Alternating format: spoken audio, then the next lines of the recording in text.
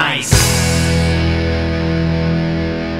Hey YouTubers, Grimmy here, and this is the video review for both the Takara Tomy Transformers Adventure TAV03 Strongarm, as well as the Hasbro Transformers Robots in Disguise Strongarm. Yes, we're actually going to review both versions of Strongarm in one review. Since they're essentially the same mold with a bit of a different paint job, I figured it'd be nice to actually go in, check the ins and outs of both of them, see what I like and what don't like about each version. So, yeah, well, we'll actually start with the packaging. I know it's a rare thing I actually talk about packaging on my channel, but this is one case where I think it's worthwhile. Because as you can see, the Hasbro version, done up in a nice blue, has a really good image of Strongarm at the top, and the blister at the bottom. Transformers logo on the side. It says Robots in Disguise. Pretty simple stuff. Back has the transformation steps, the robot mode and vehicle mode. It says 8 steps, and information on the game, the mobile game that you can actually scan these little ID things for, which we'll get into later. Next up, Transformers Adventure. Instead, they're using a red background, Autobot red. I believe the Decepticons are actually using purple. So they are keeping in with the faction symbols, which is cool. You've got the nice card back. Pretty similar to what Hasbro had, but it's a little bit bigger.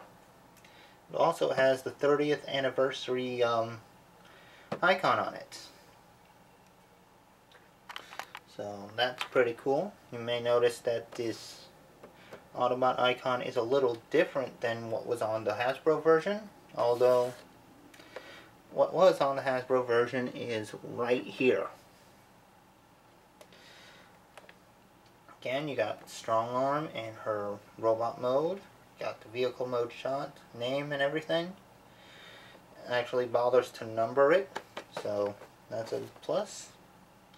On the back, no instructions, so they must have an insert. But you do get information on the mobile game, the Japanese version of the mobile game. Really nice artwork of Strongarm right here. That is really cool. And just a brief look at how she transforms. Yeah, on this side has the info on the game and a little picture of Strongarm, while the Hasbro version just has a really nice big picture of Strongarm. And honestly, I like both versions for various reasons. I like the Takara version for the colors, a little bit more detail, but I like the Hasbro version for this nice big artwork. And I actually like the Takara version for this nice artwork. So yeah, they both have really good strong points. But that's enough about the packaging. I've probably said too much on it. Let's get these gals opened up and see how they look. Looking at Strongarm out of the packaging and in her vehicle mode, it is quite a lovely truck. A police truck, very bulky, very big, not exactly what you'd expect from a Fembot. Usually they're going to be very sleek small cars or motorcycles like you see with RC. Now speaking of, we'll actually do a quick size comparison right now by bringing in Generations RC, and amazingly enough, Strongarm is huge compared to the previous Fembot. So that is quite impressive, especially considering these are mostly deluxe size class. Strongarm being the warrior class, which is, I guess, the RID version of Deluxe. But really what's makes Strongarm so big and bulky is that she is a bit of a shell former. You can tell right underneath there is actually a lot of hollowness in that truck, which is not bad, especially since she uses the kibble well. Also noticeable, you can store her gun beneath the underside, which is pretty cool. You also have the option of putting the gun on the top, which kind of looks ridiculous.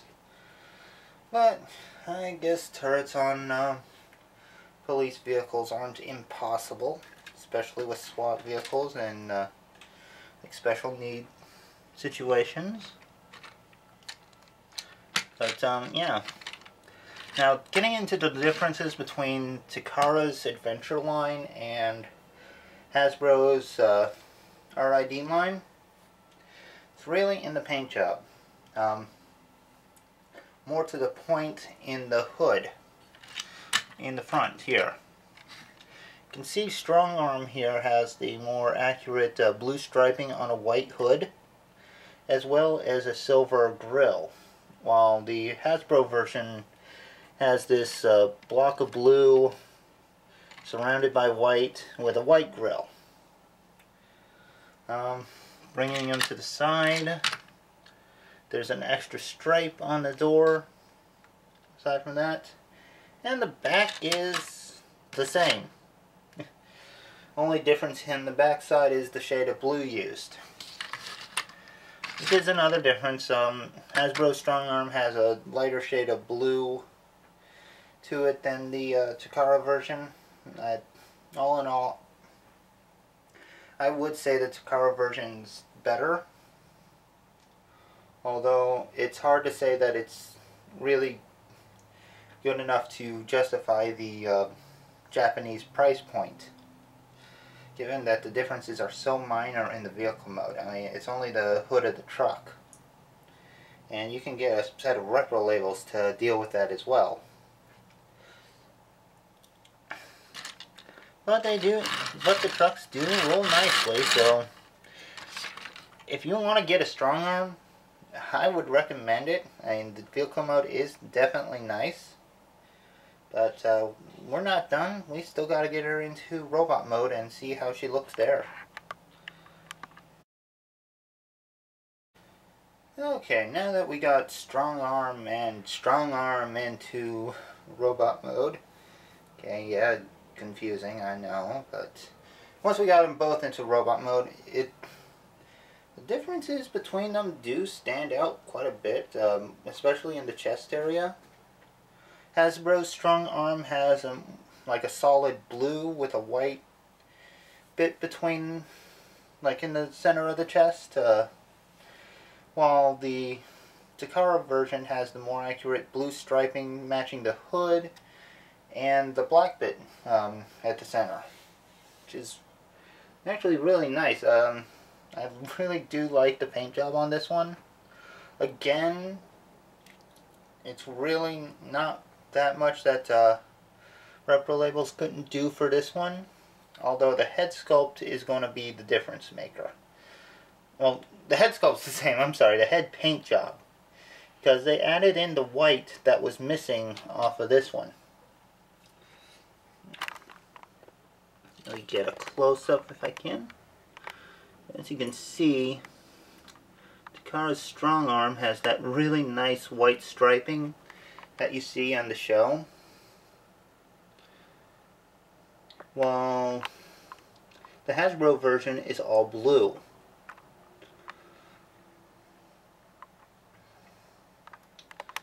So yeah, that striping, that paint on the head and chest, those are the major differences between the two versions. You know, some of the fist has the striping as well, but other than that, it's pretty much just a matter of what shade of blue is used. So it's The differences are not as severe as one would think. They look great where they're at, but it's not like this is completely changing the paint job or the color scheme entirely. So yeah, take it as you like, but in all honesty, what I'm seeing now looks like this is Strongarm and this is generic Autobot Fem Trooper. Yeah, I just said this is more like a generic Autobot Fem Trooper. So I just made up an excuse to army build it. Oh, man. I'm going to need some willpower. Okay, anyway, let's get into the figure itself. Now that we got through the differences, we'll start with articulation. You got a ball jointed head, which is real nice range of motion. You've got some ball jointed shoulders, although you gotta be careful because the transformation joint will go before the ball joint does, so you gotta grab her by the chest to really get motion out of those arms. They also have hinges for in and out. There's like two hinges inside the shoulder, inside the arm, one at the elbow, one at the shoulder. It's also a bicep swivel. Nothing at the wrist. She has a waist joint, ball jointed hips, hinged knees, thigh swivel, and toe articulation. So yeah, you can get a nice amount of poses out of Strongarm.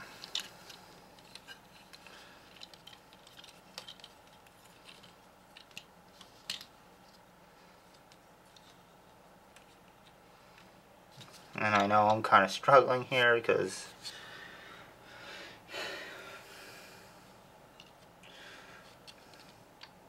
but yeah, I mean, the joints are fluid, they're not overly tight. Some are a little looser than I like, especially the transformation joint in the shoulder area, but all in all, it's pretty good.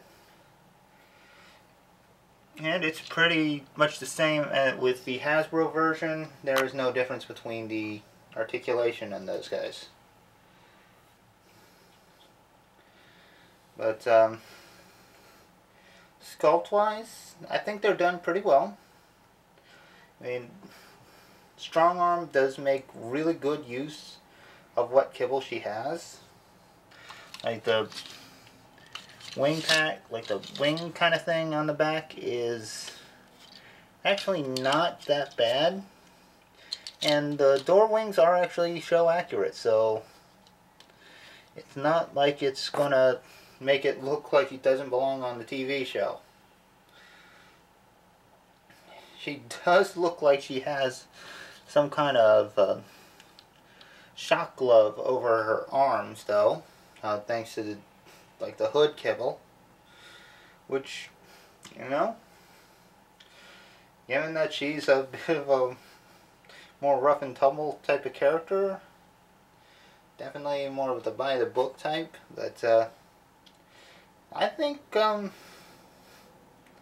hammer-like gloves on her arms would work for her. So, yeah, that works. The legs are done very nicely. And while she does have a more of a she does have a thicker vibe than what Windblade or RC would have, she definitely feels feminine. So, you know, she's just a little more butch than the others, which is not a bad thing. And she's a tough one. I like it. Works for me. We'll get some size comparisons in. So, we'll bring in Windblade. And Chromia. RC's still in vehicle mode. Just for fun though, we'll bring in Ty, my custom. So, let's just bring her in where it's to be seen. Right here. That'll work. So yeah, I mean, Strongarm's roughly about the same size as the other fembots. You know, just as tall, which is really impressive that such a short character can make such a really big, really awesome vehicle. So I think they really, like, Hasbro did a great job with this. Both Hasbro and Takara did a wonderful job with Strongarm. I think the Takara version is a bit better, but the Hasbro version is really good. So it's hard to really say that you're justified to spend the extra money on the Takara version. If you want to get the Takara version, awesome, go for it. It's worth it. But anyway, I hope you guys have enjoyed this little review. Be sure to like, comment, subscribe, share with your friends, and I will see you guys in the next video. Take care, so long, have fun, and bye-bye.